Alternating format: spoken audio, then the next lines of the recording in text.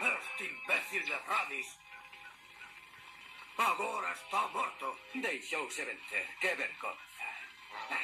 Non comprendo como un guerreiro como él se deixou vencer. ¡Qué mala sorte! Teremos que aplazar a conquista da Terra. Non, quizáis non. Existe unha forma. O famoso tesouro.